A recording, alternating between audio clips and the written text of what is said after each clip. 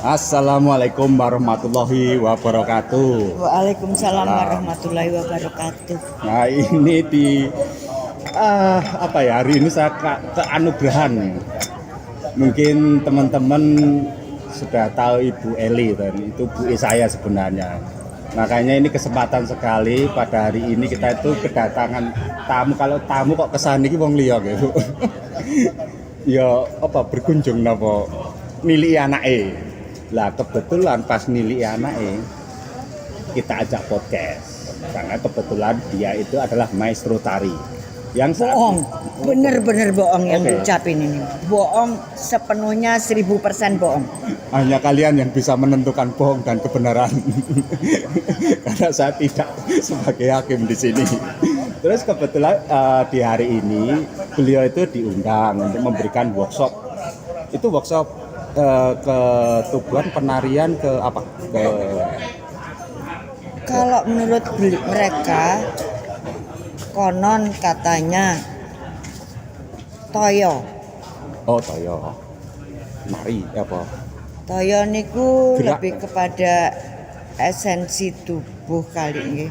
Belum betul ngerti bahasa itunya Mas, tapi yang seolah-olah selama ini yang saya lakukan bagaimana kita sebenarnya kenal tubuh kita.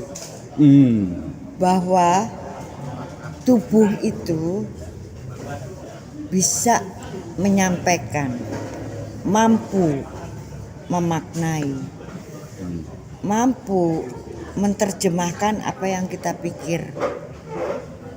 Kemudian dengan tubuh itu kita menyampaikan sesuatu, entah itu kata, entah itu kalimat, yang kemudian mudah-mudahan jadi peristiwa. Oke.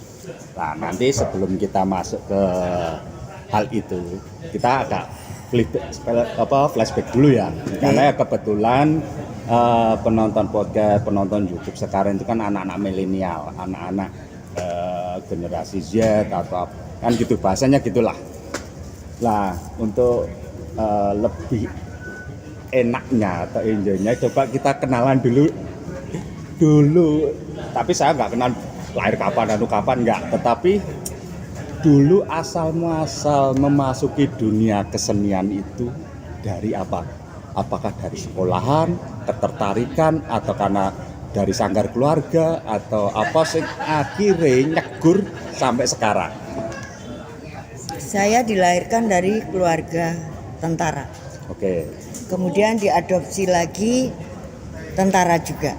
Nah, pada saat diadopsi papi itu adalah piantun Jawa.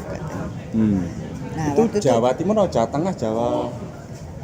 Bapak ibu saya Jawa Timur, tapi papi yang adopsi itu Magelang. Oh, Magelang. Magelang Jogja. Nah, begitu diadopsi saya seolah diharuskan untuk wong Jawa itu seperti apa. Tapi waktu itu 4 tahun umur saya. Oke. Bagaimana orang Jawa toto kromo. Nah, salah satu yang diharuskan adalah nek kowe wong Jawa kowe kudu iso joget. Oh, gitu. Era itu ya. Era itu menurut beliau bukan penari, beliau tentara dan sebetulnya nggak ada yang penari. Tapi konon karena tinggal di Jember. Jadi harus bisa nari. Setengah terpaksa diketemukan dengan tokoh tari. Jadi saya nggak pernah konon nek dhisik itu kudu anda pasor. Jadi mandang tuh nggak boleh segini, harus segini kepada siapapun. Nah, begitu ajar pertama itu Mas Don Sewu. Sembahan, nggih, adep-adepan kali iki. Sembahan ngeten iki begitu ndongak niku wajah guru saya itu udah sepuh toh. Kayak keriput-keriput kayak saya sekarang itu. Belum nangis wedi. Tapi ternyata itu yang kemudian perjalanan itu mengawali saya mengenal Iku di Jember niku. di Jember. Oke. Lah terus setelah ya karena biasa kalau militer itu tugasnya dinas keliling ya. Nggih. Setelah itu perjalanannya gimana? Karena saya dengar kan pernah malah SMA-nya STM apa? STM terus pernah singgah di Padepokan Bagong Kussudiharjo gitu-gitu loh. Nah, itu urut-urutannya gimana itu?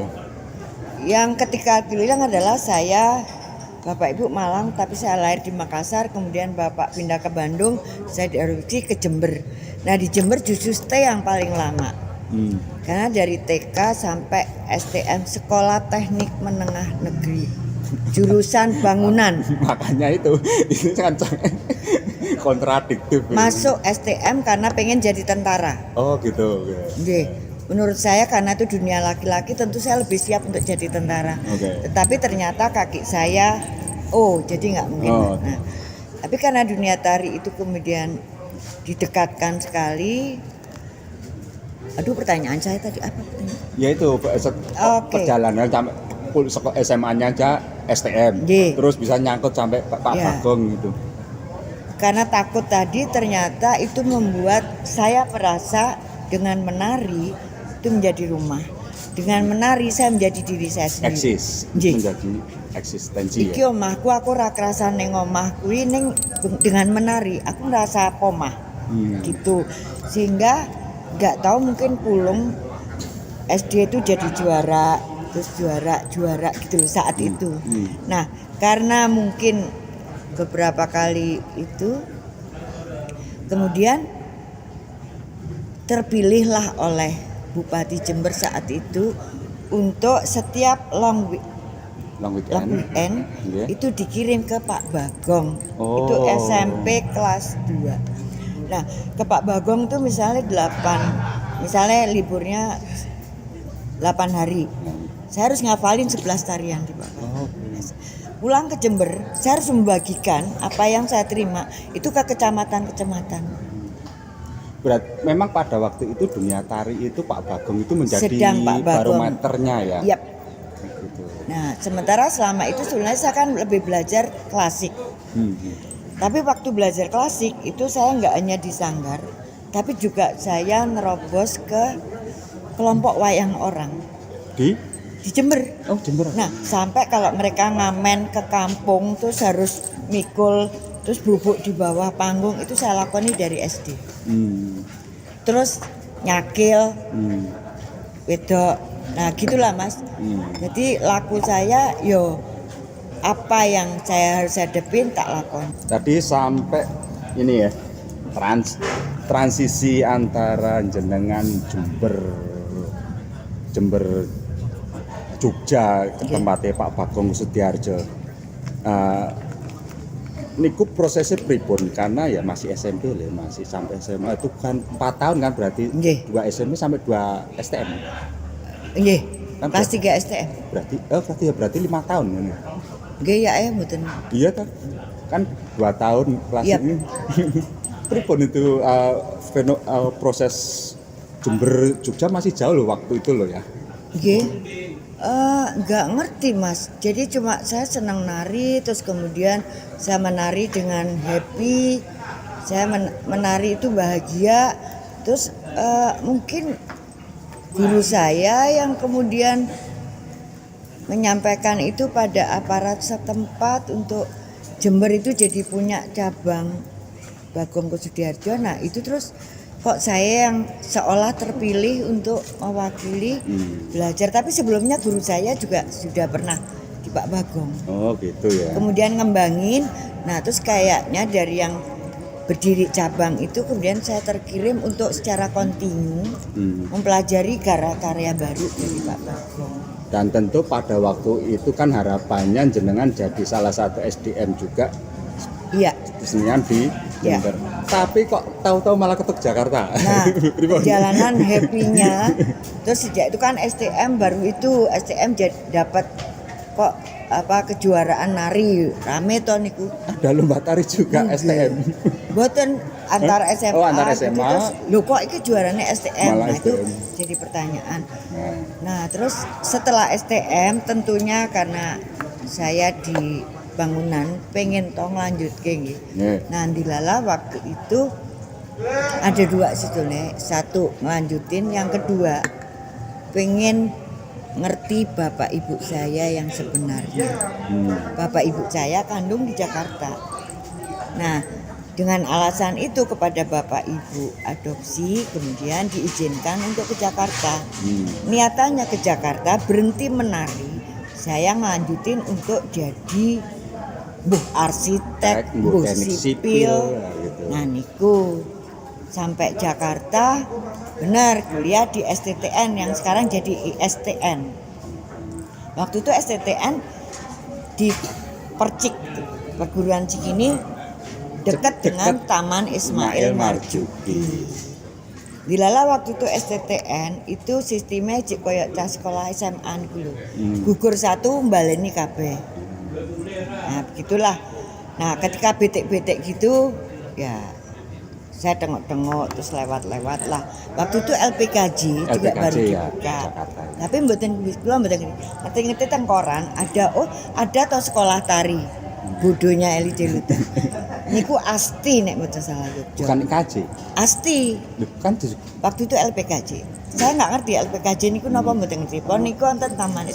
Nah, terus saya tanya Bapak, kenapa saya masuk STTN? Kenapa enggak? Arep dadi apa ngoten niku? Mau jadi apa? Oh ya sudah lanjut di STTN. Nah, pada saat itu kemudian adik-adik saya melu kursus joget, terus privat. Kangen toh, gurunya belum datang, saya nyetel akai yak-yakan. Ale ibu saya kandung duduke iki lho Bu. Anak wijane penari. Ternyata si bapak guru adik saya itu nonton. Disitulah mula bukane. Terus loh Mbak bisa nari sedikit. Dilalah waktu itu Bang Ali Sadikin gubernur itu senang sekali dengan Ramayana. Nah konon kijangnya tim keseniannya itu hamil. Jadi kelangan kidam. Akhirnya ganti. Nah, minta tolong sekali, ini aja sekali ya Pak ya, sekali. Modal saya ketika dapat ilmu di Pak Bagong itu kan eksplorasinya macam-macam. Jadi di situ muncul lagi kijang dengan versi tetap dalam konteks klasik, tapi rasa kidangnya luwih kerasa jarene. Ternyata itu berkelanjutan sampai kemudian saya diangkat jadi pegawai DKI. Itu juga karena menari. Karena kemudian masuk tim kesenian. Nah, termasuk banyaklah Mas waktu itu tiba-tiba ada. Tapi masalah sekolahnya pripun niku Pak? Lah ini ki kok agen. Iki sekolahnya tetap ning kan terus jadi joget. Di situ kemudian saya nggarap nek mboten salah ulang tahun DKI gimana caranya barongan Bujang Ganong itu masuk ke dalam wilayah seni pertunjukan. Ning kula mboten ngerti seni pertunjukan napa. Pokoknya munggah panggung lah. Ada timnya Pak Sampurno yang saat itu Direktorat Pengembangan Kesenian. Duh iki iso. Ada tamu negara lah. Kengin dia. Kayak ini pas niku dijaluk. Pentas istana jadi itu pertama. Masuk. Nah, nggih kebayang gimana saya harus ngadepin penari sing penari Jakarta sing jane secara bentuk nggih penari cantik lah, tapi harus jadi jadil kan gitu. Nah, dari situ udah jadi penari dinas, kemudian jadi penari istana. Dan akhirnya terus menerus sampai sekarang. Akhirnya kemudian menjadi pegawai saya penelitian tentang Betawi, muncul tari Betawi, bergaul dengan banyak empu, nyolong ilmu di tim itu. Kalau jadi penarinya Ibu Retno Maruti, jadi di situ saya mencuri ilmu. Jadi tapi kuliahnya rampung juga. Namung sampai dengan nek bahasane biyen niku rak BE napa? Bachelor oh ya, nggih. Akademi apa? AMD apa? Nggih, D3 napa ngoten. Tapi lulus nih nggih. Sakjane lulus. Ning nggih mboten lulus. Ya artinya kan. Nah, akhirnya jadi STTN tuh jadi Sekolah Tari-Tarian Nasional karena pindah ke tim. Oke. Gitu. Jadi itulah perjalanan ya dari Jember Iya. ke Jogja, Jogja sampai ke Jakarta. Niate mandek joget, Joget malah kebablasan. Kebablasan Langsung ngantos sakniki. sekolahnya keter gitu kan. Ternyata koncone Saya- oke. Jadi anak teman-teman muda tari. Jangan khawatir nek kuliahmu kira. Jadi pengalaman yang menarik adalah saya jadi penarinya empu-empu nih loh Mas. Nggih. Oke. Ah, itu yang Dari perjalanan itu apa yang bisa jenengan petik ya? Artinya bisa di-share buat teman-teman generasi muda itu di kan ya latar belakang berbeda-beda nggih. Kalau jenengan malah bener-bener sekok tentara, kepinginnya teknik, malah nyeguri nang tari kan. Kalau teman-teman kan banyak malah dari sanggar, bener-bener dari sanggar, keluarga seniman. Kan kayak jenengan ketoknya randek gen seniman nggih, cukup. ternyata ada. Oh, ada. Dulu ternyata bude dari ibu saya itu adalah penari ngeremo. Nah, kalau saya mungkin sederhana aja Mas, bahwa tidak memilih. Itu bukan berarti kita tidak menjadi pilihan. Itu apa ya nilai yang jenengan dapat dari perjalanan Iya. itu nggak?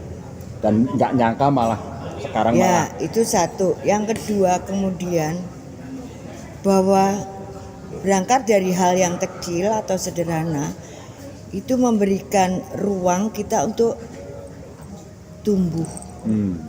Jadi mboten muluk sak lakune, sak mampune, tapi ada niat yang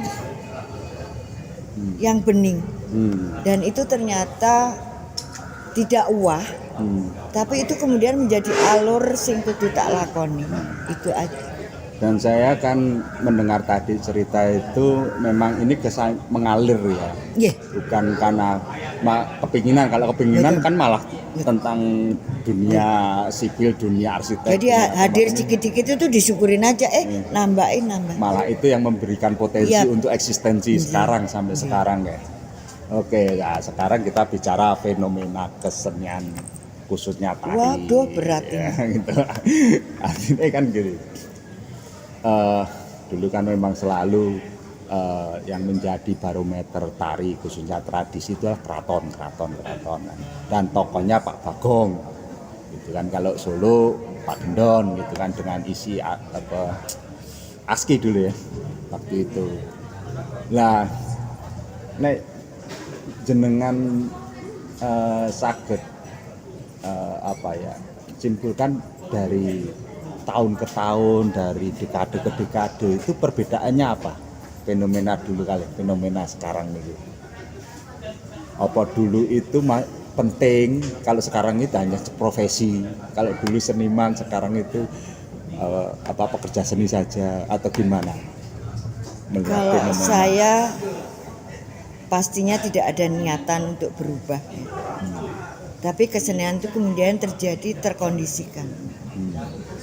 Gak bisa dicari kenapa ini begini, kenapa dulu begini.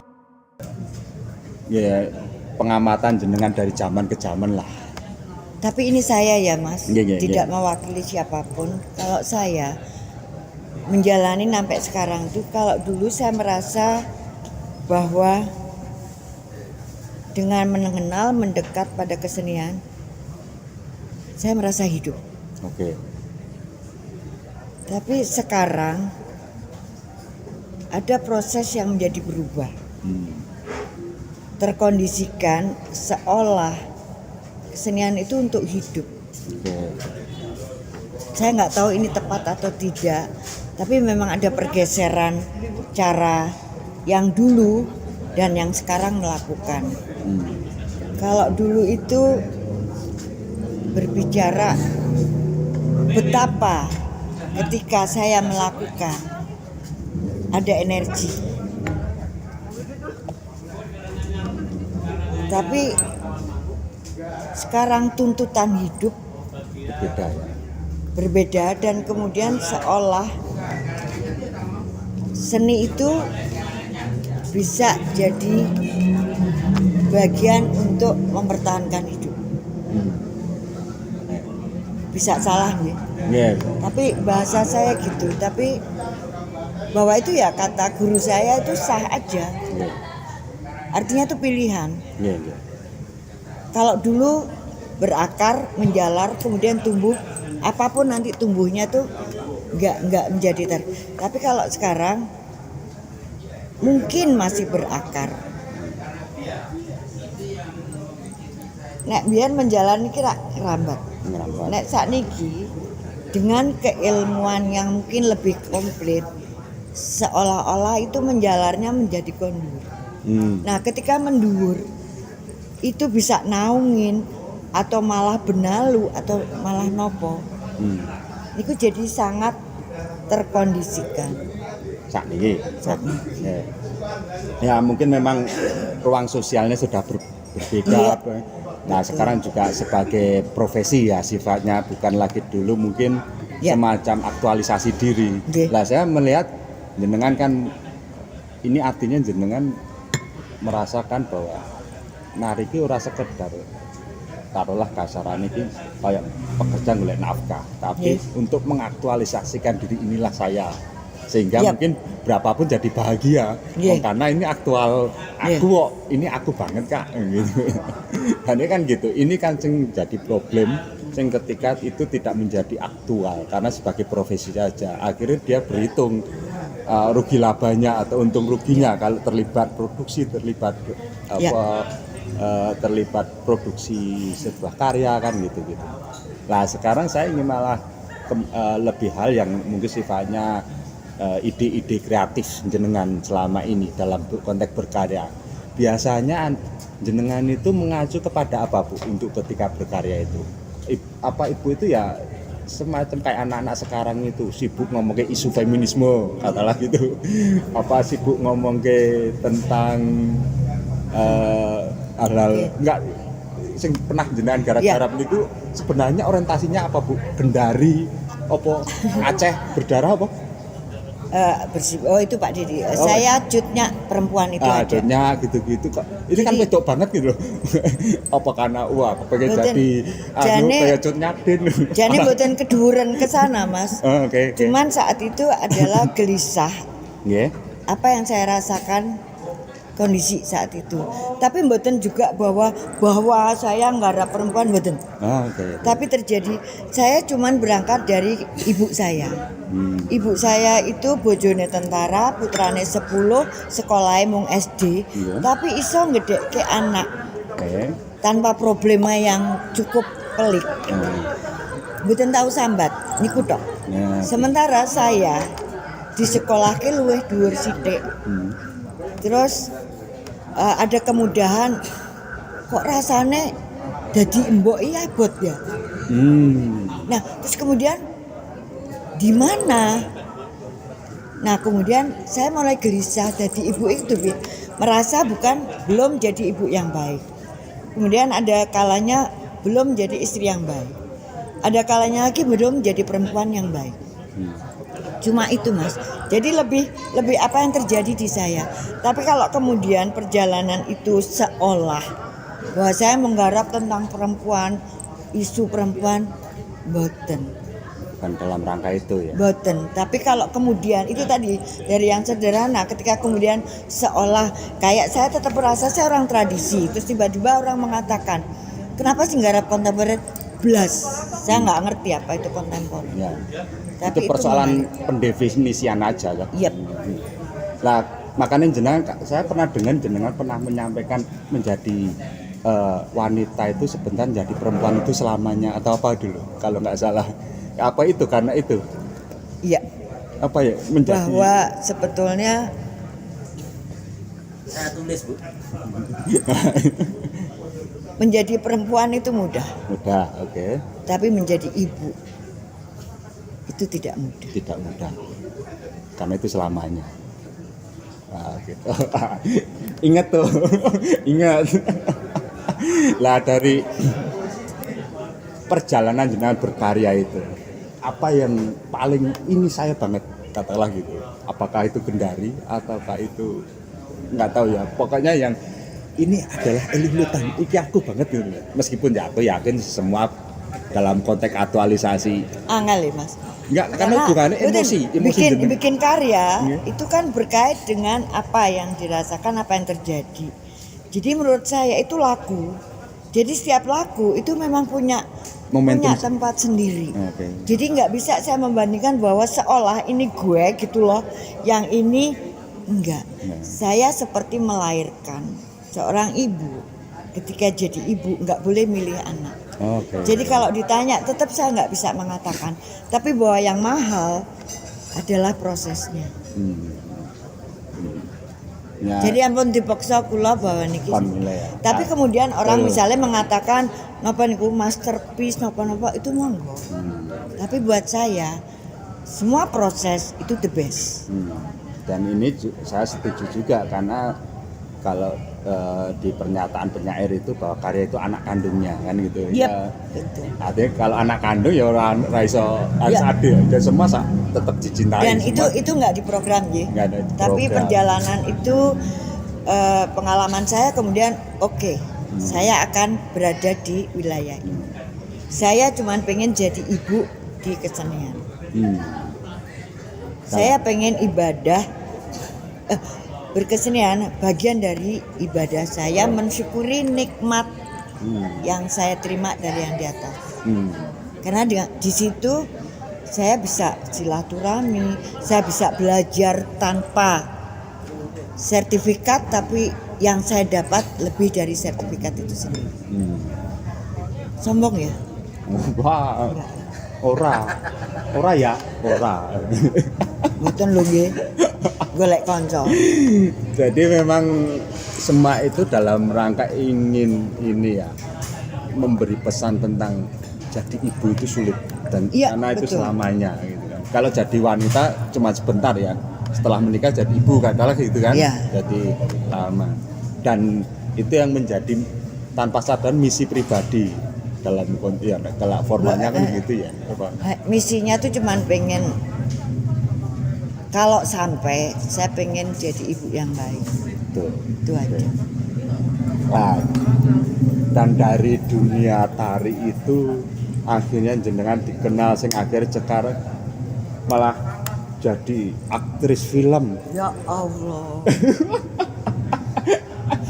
Itu gimana ketika menghadapi lintas disiplin ya tiba-tiba suruh acting kalau ya aku sendiri terus terang belum nonton filmnya. Ampun. Apa judulnya apa? Pengabdi Setan. Ampun Itu saya. Kalau yang satu ini saya ampun. itu apa Ini dipaksa apa, kerjaan Bu? seorang Slamet Raharjo sebetulnya. Oh itu Pak De. Slamet Raharjo itu konyol buat saya. Oke. Jangankan ke film dulu. Saya tadinya membantu teman-teman teater itu seolah-olah saya bisa membantu di wilayah gerak yang Iya, dibutuhkan. olah tubuh. Tiba-tiba saya diundang seorang Slamet Raharjo, diajak rapat, buka naskah seumur hidup di usia 57 tahun. Saya iki toh naskah, buku naskah teater, terus tak baca buka blog loh, udah ada koreografer sinten mana. Terus stop Pak, ini saya gimana? Yo main no. Itu kalau boleh pingsan saya pingsan, kalau itu Dijebak itu. Mas ini khilaf saya gitu. Bla bla berargumen tetap. Dan sudah oke, saya akan latihan 5 kali. Kalau dianggap tidak bisa cepat ngendiko, saya cal. Langsung cut nih. Begitu pertama apa jenenge reading apa ngoten. Coba dibaca. Nah, saya itu aku ngacung sih Mas. Supaya saya tidak grogi mendengarkan para aktor yang lain baca. Aku sik kan aku ora ngrungokke. Yeah. Terus awas jangan ada yang ketawa saya gitu. Nah kok Kak Nen tadinya cuma ada tiga scene apa nonton gitu. Itu ceritanya 1001 malam. 1, 2, 3. Selama proses karena saya anak tentara mesti tekose Disiplin. disiplin. Nah ada gamelan ting gelantung lah. Penata musiknya belum datang. Bola itu dolanan. Konon waktu itu sama Mbak Mila jenenge sinten nggih niku. Apa sutradara dari Australia napa mboten. Nah, proses yang tadinya 3 scene entah itu malaikat atau kuwi jin. 4 jam saya on stage. Umur 57 tahun, belum tahu maca naskah, main teater. Tapi sebelum itu kan suka nongkrong dengan Mas almarhum Mas Aji, Aji, terus tetap. bantu Mas Nano. Oke. Tapi kemudian dipocok jadi itu nggih Slamet Raharjo. Dari situ entah kenapa terus tiba-tiba banyak beberapa sutradara khilaf wonten dulu. Ngajak-ngajak gitu. Seolah gitu loh. Gitu lah. Tapi selalu saya tanya dialognya banyak enggak? Nah kayak yang terakhir misalnya dadi wong pikun, aku latihan pikun lah sebelum pikun tenan kan gitu. Tapi sebelumnya tuh enggak pomah. Tapi kemudian ke sini ya berkat beberapa teman dan anak muda saya mulai merasa nikmatnya proses di film. Oke. Tapi tetap bahwa itu bukan rumah saya. Oke.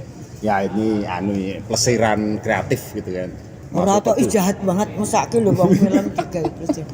Mboten tetep Jenengan ngene Joko Anwar ya kalau nggak salah. Ya, yang Pengabdi Setan itu Joko Anwar tuh ketiga. Sutradara ketiga. Sebetulnya sebelumnya Iva sapa mantune Mas Garin. Oh gitu. Sang penari, terus kemudian ada anak Jogja bikin film pendek baru Pengabdi Setan. Awalnya dijelontrong ke Pakde Slamet Raharjo mau dari teater itu. Begitu jajan itu ada bapak-bapak Uni karena jenenge Eli dikira wong Padang. Wong Padang. Uni belajar dari SMP di Padang. Uni mana Uni udah. dah. Jadi gitu Mas. Oke. Ya akhirnya dari tari akhirnya jenengan bisa lintas disiplin kemana-mana bahkan bergaul dengan dunia selebritis ya itu pencapaian kalau saya membaca pencapaian. Dia mau ngelaku lah Mas, ya, itu laku aja. mengalir kayak. Ya. Tapi tetap aja itu sebuah pencapaian gimana pun juga jenengan juga puas atau bahagia lah karena kan aktual ya. Bahagia yang pasti. Ya bahagia yang aktual. Lah ada ini mungkin pertanyaan terakhir kira-kira apa yang belum tercapai atau apa yang ingin belum direalisasikan dalam hidupnya Eli di Lutan itu? Bukan direalisasikan tapi lebih sebuah kegelisahan ya Mas. Bagaimana di sisa langkah saya bisa mendekatkan kembali yang kini bukan untuk menjadi kuno, tapi bahwa itu tadi yang saya sebutkan. Kamu punya akar, kamu berakar, akar kamu cukup kuat. Mencobalah menjalar dari bawah bumi, kemudian tumbuh. Nah tumbuhmu itu jadi tetap pohon. kamu punya akar. Bahwa bunga-bunga di luar itu adalah bagian dari perangsang atau apapun, tapi bahwa menoleh kepada akar itu bukan berarti ketinggalan zaman. Hanya ingin tidak bermaksud mengembalikan. Tapi kita itu wong Indonesia. Saora-orane toto lahir, toto ati, toto batin orang bisa nyebut iki lho cah Indonesia. Oke. Hanya ingin mendekatkan kalau itu bisa. Dan selama ini saya mencoba. Ketika kemarin bikin lap dance itu juga ternyata pesertanya adalah keaktoran. Dan tetap saya mendekatkan kilo. Mbok kowe mlayu tekan ndi? Neng kowe ya cah Purworejo. Kowe cah Padang. Kenali tradisi. Itu doang sih. Itu aja. Jadi tapi masih ingin berkarya enggak? Kalau sekarang udah nggak ada yang dijual Mas, karena begitu sendiri dulu sama Pak Didi kan ora ilo-ilone iso enek kendaraan roda 2 yang ketika itu bisa terjual. Bisa mobil gitu. Nah sekarang ngopeni tinggalane Dedi Lutan untuk rumah buat ngumpul temennya, orang untuk disewake. Itu aja saya udah setengah mati. Tapi kemudian bahagia saya masih berjalan ke daerah, bertemu yang muda, dialog sama yang muda. Ya itu energi, Bu. Ya itu. dapat Yo kalau serapan masih itu. diizinkan, terus tidak kadaluarsa gitu ya. Ono expired ya. Nah kata sekarang kan gitu. Siapa lo kan gitu. Sekarang banyak bro lulusan kan gitu. Nggak, setidaknya malah semakin menua begini ketika masih berkarya itu kan bisa menjadi teladan. Sudah manulai masih berkarya wis enom Oh malah kalau itu gitu. tetap Ah. itu tetap harus ada, tetap harus murup ora ketang sak encelit gitu. Artinya bukan teladan tapi lebih loh aku meh Ya. 70 loh. Iya, bisa menginspirasi itu loh, Bu. Pengen gede banget. Ngono kuwi lho, yang merendahkan diri lho. Mboten. Yalah. Lu kula mboten sekolah lho, Dek. Stratanya tuh ampun deh, ampun. Nah, itu saya juga nggak berani menyebut saya Yeah. koreografer enggak. Ya, biasa Tapi lah. bahwa Peton lawas ya, gitu. ora toh. Ini tulus, Mbok, sumpah. Ya, Bener loh. Enggak. Ya apapun Bu Eli kan gitu. Saya cuma pengen jadi ibu. Ibu Gimana kan tuh? kudu nyontoni itu aja. Ya apapun beliau adalah inspirasi ya, karena Ini makin lama makin mancing kesombongan nih. apapun apa judgement ibu itu ibu saya kan gitu. Karena itu Dan siapapun anak itu tetap anak saya. intinya sekarang kalau saya melihat kan, ya saya sebagai anak muda itu kan melihat orang tua aja mampu berkarya mau aku lah, gitu aja. Paling sederhana begitu. Ya, Dan bisa. dari tadi tentang ilmu bagaimana kita membuat mengakar dari benih dari kecil sehingga akhirnya tumbuh dari biji membesar jadi Dan tumbuh pohon. itu adalah kamu. Nah, itu kan sebuah legasi atau eksistensi kita. Ya. Karena sekarang memang banyak fenomena apa ya, setinggi apapun pohon itu di atas, tapi kalau hanya jadi benalu buat apa kan gitu. Kira-kira itu aja yang bisa kita obrolkan hari ini, karena ini yang cukup panjang lebar dengan cerita ibu, perjalanannya bagaimana dia masuk ke dunia penarian, sirkulasi dari Jember ke Jogja ke Jakarta mau jadi Oh, yang ke insinyur. kampung-kampung enggak Ya, disebut. kampung-kampung jadi wayang orang tadi ya, wayang orang ketoprak segala macam, itu fenomena itu menambah kasanah kehidupan beliau yang akhirnya itu menjadi asetnya berkarya, Menjadi tidak berbatas. tidak terbatas. Tidak memilih bahwa seolah dunia tari segala enggak. Ya. Tapi bahwa ternyata semua itu Ya ada keterkaitan sambung menyambung, dan memang kita selalu suka membuat teritori sing akhirnya kita jadi susah bergaul, susah berkreasi karena kita hanya membatasi teritori berkarya kita aja. Itu saja, terima kasih Bu atas semua obrolannya, dan semoga ini menjadi mohon maaf kalau kata-katanya tidak ilmiah. ya, nanti kalau ada kesempatan ke Solo lagi kita tembak lagi, kira-kira begitu dengan Amin. yang Ya baru yang Rabbal baru. Alamin. Kira-kira itu saja. Terima kasih. Wassalamualaikum warahmatullahi wabarakatuh.